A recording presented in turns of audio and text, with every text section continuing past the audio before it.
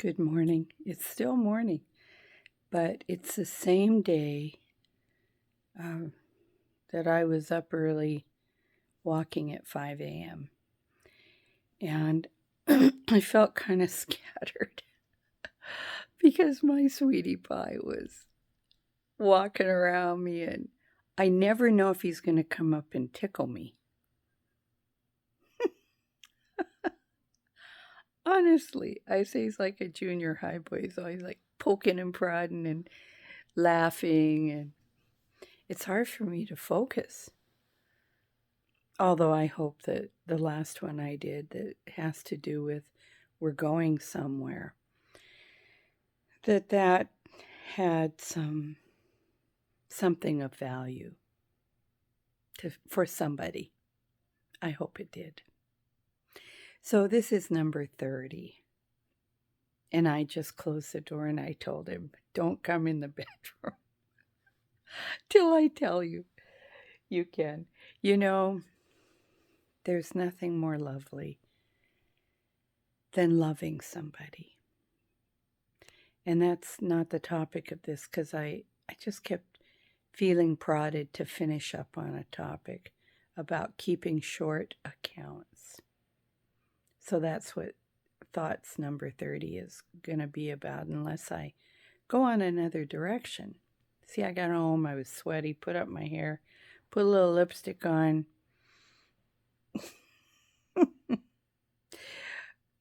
My mom always said, vanity, vanity, all is vanity. And for those that don't know anything about the Bible, that's in the book of Ecclesiastes. And it's in the front of the Bible. I am telling you, if you want to, I've talked about Proverbs before being wisdom for your life, reading the book of Proverbs. But if you really want to get into life and reality, check out Ecclesiastes. It's Solomon, the great king, great wisdom. I mean, once again, a book about wisdom. But, you know, it's just jam-packed with life. And why go through life when you can get great counsel, you know? Anyway, okay. That got me off track. You know, when I was speaking this morning about purpose, I've been a teacher my whole life. Always been a teacher. I loved it. Primarily, I've taught all subjects, but primarily I taught music. I was a music director, all different instruments and band and orchestra, but mostly choir. I play the piano. Taught art classes, multi-arts in the summers for summer programs. I did teach fundamental high school remedial arithmetic, math, and some English when they needed a teacher for an extra class. So I've taught a lot of different things because I have an old contract that was broad range. They don't really give those out today, but in the old days they did, because I started teaching in 1974. Gee, that was a while ago. It's 2024. Phew. Can I add and subtract anymore? Oh, 74. What is that, 50 years? Doggone it. 50 years. And mind you, I was not teaching the whole time. I have my children. I went on the road. I played in bands professionally and clubs, Nevada shows, hotels. Yeah, I played in bars on the road. And I wasn't that kind of a gal. That wasn't kind of the way I was in life, running around in bars. But in music, I wanted to play so badly and perform and be able to hone my skills. And there's a lot of other motivations. Here's a word, motivation, that maybe we'll look at with keeping short accounts. Motivation, that's just really popping up for me here. But I wanted to have a good time. And I love to play piano. And I love to sing. I like to make people happy. I like to dance. And I'm so thankful for my mother, Peggy, always encouraging us to use our abilities, always so positive and showing us the way with our abilities. But here's the deal. My mama talked about forgiveness all the time. I grew up and I could not stand to hear it one more time. Turn the other cheek. Turn the other cheek. What are you talking about? I'm walked into school, some bully's beating me up. And you're telling me to get bullied more? What the heck? Why are you saying turn the other cheek? I have a sister. I don't like to use words on here, people's names. I try to be discreet about that stuff. But one of my sisters, who is so dear to me, she used to always say, I'm going to beat that kid up. What is Mom talking about? Turn the other cheek. I'm sick of that. I'm not going to let them beat me up. Once again, balance and truth being a double-edged sword. I know I harp on that, but it comes down again to wisdom. And that's why I encourage reading Proverbs, reading the book of Ecclesiastes. You can look at all these self-help books and psychology till the cows come home. But why not get it all from the horse's mouth? I mean, if God created us and the good book has it right there, it's straight up, it's right there. What about this balance of being protective? Above all, guard your heart. This is where it's at in here. Keeping short accounts means address things quickly. Don't let the sun go down on your wrath. Now, if you're a kid, like when I was walking to school or coming home, and some bully was going to come start kicking or shoving me or grabbing my book bag or whatever. That's kind of the way it was back then. It wasn't quite the way it is today, but bullying is still bullying. I got bullied a lot in grade school. A lot. I can't tell you the times I got beat up, my sister and I, and some of my other siblings, but I was the oldest of 10 children, and I kind of took the heat for the first kid going to this school, and I won't go into the depth of what that was all about there. However, when my mother said turn the other cheek, my sister and I took it as, yeah, I'm just going to stand there and get beat up. No.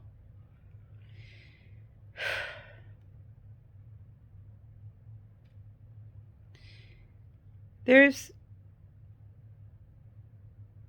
a place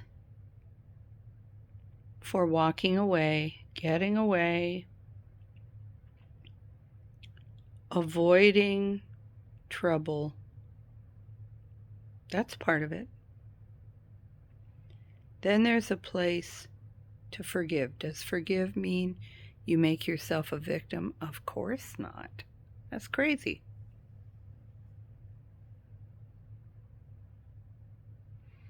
Is there a time when there are consequences for someone doing that? Yeah. I'm talking about another phrase. Vengeance is mine, says the Lord. I will repay. God's going to repay. We're all going to be held accountable. That person that did you wrong in business, the one that beat you up, The best thing is to avoid individuals that are dangerous or troublesome. Not even hanging out with people who the company you keep makes a world of difference. If you're hanging out with people that are troublemakers, they're negative, they're vindictive, or they like to get into trouble, they like to do things they shouldn't do. I know of a situation I would try to avoid. I keep thinking of the show Law and Order. The things on this show are not real events, but I don't know how they say it. The names have been changed to protect the innocent, So I won't say who this is, but this friend had a child that was in a car where there was a murder. So that individual is still in prison. Now, that person did not commit a murder. They didn't know when they got in the car with their friends that there was going to be a killing. But there probably was a time when they got the vibe, these aren't the best friends for me to hang out with.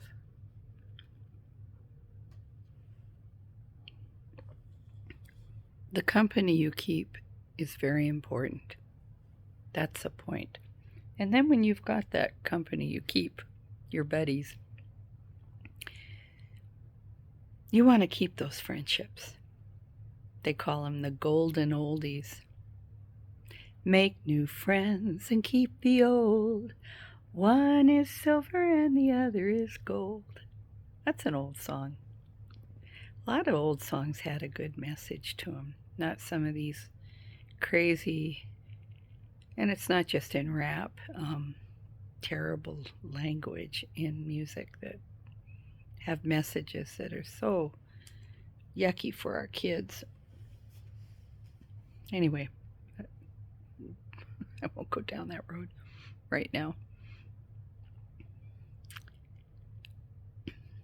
Step back and examine the people you're hanging out with. It doesn't mean you don't care. It doesn't mean you're being this terrible, judgmental, snobby person. No. You're being self-protective.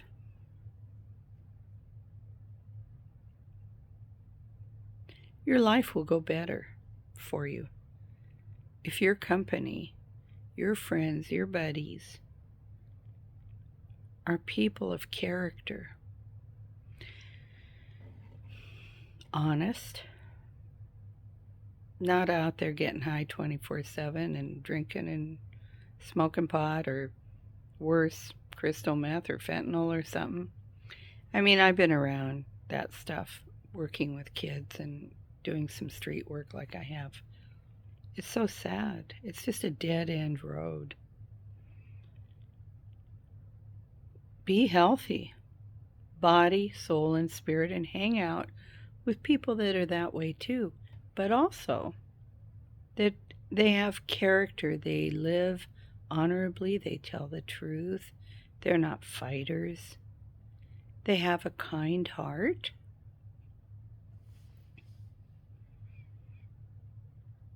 There was somebody that bullied me that today I really care about them. Back then they were very mean to me.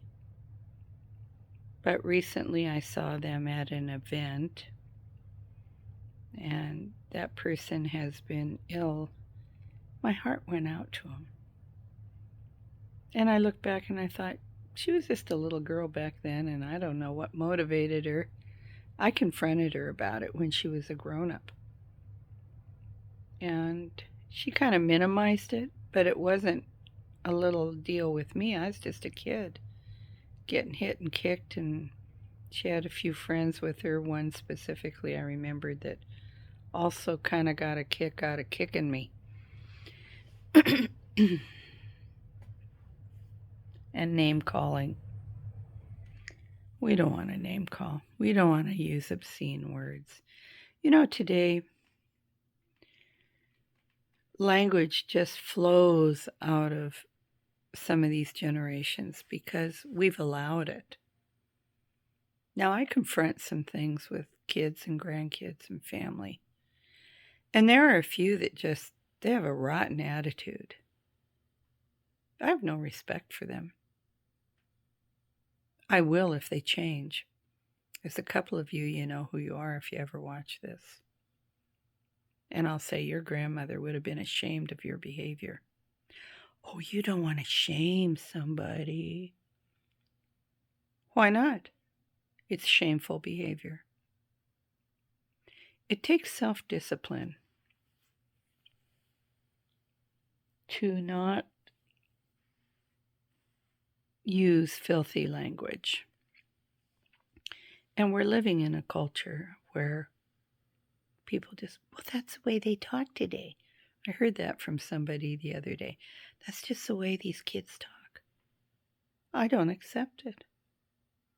My mother didn't accept it. Her mother wouldn't. Or father. I'm having the itch of the desert itch of the dust since I was out there.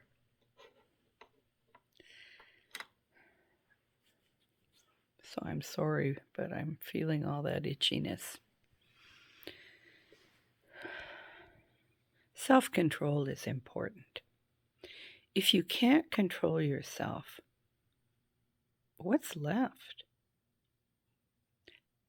Discipline. I'm going to get on this word discipline as well, as regards even forgiving people. You know, forgiveness doesn't mean that you accept a little thing that was done to you, or maybe a horrible, heinous thing that was done to you. It's those really big things that are hard to forgive. We won't be forgiven unless we forgive others. And the quicker the better. That's what keep short accounts means. My husband, when he first met me, he said that little phrase. He had a ring made, taken from a proverb. A word fitly spoken is like apples of gold in pictures of silver. That's a proverb. It kind of talks about, some people say, what does that mean? It's a forerunner of photography, but it's also saying a word fitly spoken. I said, what do you mean by the word fitly spoken? Dave, he goes, what I'm saying is, I've been in relationships where we couldn't communicate effectively. We couldn't get past stuff and got stuck. And that's why he and I like to counsel couples and work with people when they have disagreements and help them resolve and forgive, like in marriages and relationships.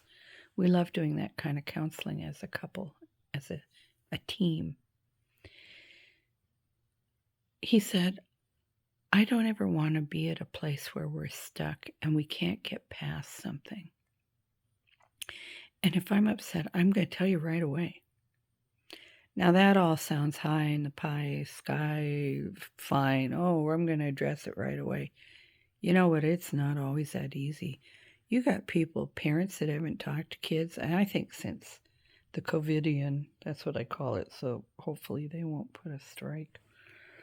Since we've been through this global, I don't even have a word for it anymore, control, domination. Since that happened, there's been this tactic for globalists to take over and control people. Another issue for later to talk about. Since this happened, one of the goals of that activity was to divide and conquer and to create strife and division, to destabilize countries and nations and families and relationships. And we'll really talk about that sometime. But your part and my part is to not allow for that. Not just for our own personal sake. and for more happiness and family love, but for our country, for our neighborhood, for our town, our states.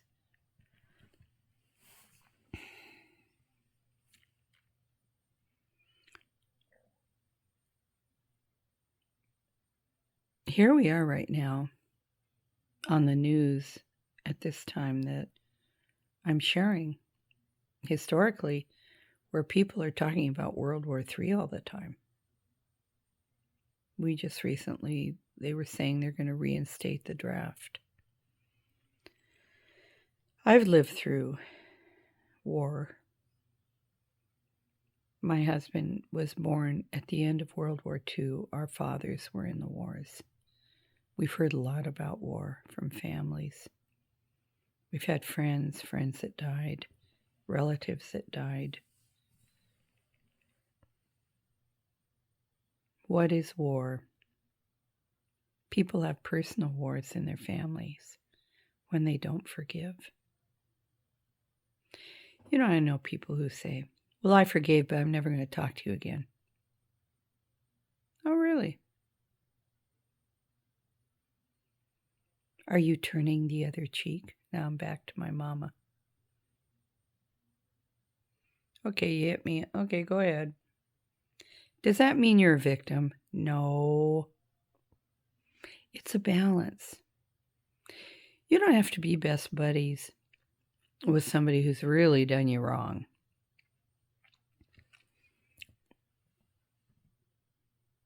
God let me go through an experience years back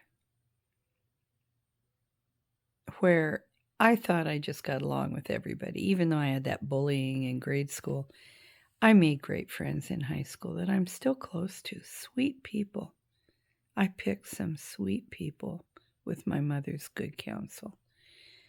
And then through my life, I've had dear, lovely friends. Still love them dearly. Very few conflicts ever with them. If something bugged us, we forgave each other. We talked it out. And we did it right away. Don't let the sun go down on your wrath. Ooh, this one's moving along. I don't want to go too long. I don't like to get past 20 minutes. You know, life is so short. On the job, I had some people I loved so much, and they betrayed me for this money. That was really, in the end, I looked at it and it was the money. That was the big thing that motivated. And since I didn't get the time to talk about personal motivation and what motivates us to do the things we do, I'm not talking making an excuse. I'm just talking about, because to no man will there be any excuse when we choose to do things that are wrong. There's not going to be any excuse in the end. We're going to go out alone. We can't be holding dad's hand, mom's hand, somebody, or a priest or pastor. No, we're going to stand before the good Lord alone. And he's going to say, what did you do with my son? What are you talking about? I'm not talking Muhammad and Namyo and Buddha or any of that. I'm talking about Jesus. If you're alive in the world now, you've heard about Jesus. He was a prophet. Well, Jesus was a liar. Or he was who he said he was. All of us have to contend with that in rejecting him or not. He said, no man comes to the Father except by me. I no longer call you a servant. I call you my friend. What a friend we have in Jesus. He forgave us. And when he was dying and saying, I'm taking your punishment so you can have eternal life. So now, he's dying. bleeding, hanging, suffering, mocked, crucified. And he says, Father, forgive them. There's that word, forgive. For they know not what they do. Maybe you haven't known what you've been doing, but you're starting to think about it. One guy on one side of him, there were two guys crucified on each side of Jesus. One kind of went, forget you. The other one said, oh, take me with you. He didn't have to be all religious, spout a bunch of prayers. He just said, yes, Jesus. And Jesus looked at him. Jesus was still giving as he's dying. His purpose was still going. He said, today you will be with me in paradise. Isn't that fantastic? See how quick you can just say, oh God, I'm ready. But we have to forgive. And when someone says, I'm never gonna, there's still bitterness there and vindictiveness. And it affects everybody and everything. When we do something wicked, and that's wicked, harboring all that hatred, which is in our society today, in families, in countries, World War III, all of this division, that's from the pit. You know, the devil loves to deposit you and me in his bank account through relationship issues. You're laughing all the way to the bank. Don't let him do it. It's so dumb. Turn the other cheek. Hey, okay. I've hurt people before too. Be honest with yourself. Maybe you've done more than you're even aware of. But the good Lord forgives you. He loves you. You hurt his heart. And he kept turning away without a word. They took him to the cross. The God of the universe putting on human form to identify with you and say, I get it. Well, that's such an outrageous thought, this Jesus stuff. Outrageous? What kind of love is that? Think about it. Well, just for today, ask him to help you forgive and make up. You don't have to be best buddies, especially if it was a terrible, heinous thing, like some terrible abuse with a father, a daughter. You got to guard yourself and protect yourself. But get your heart soft. You can't do it on your own. You have to say, do it in me. Change my heart, oh God. Make me like you. Change my heart, oh God. Make it ever new. Change my heart, oh God. Make me be like you. You are the potter and we are your clay. Mold us and make us, this is what I pray. Change my heart, oh God. Make us ever new. Change my heart, oh God. Make me be like you. He'll do it. Just ask him. Have a beautiful day and be set free.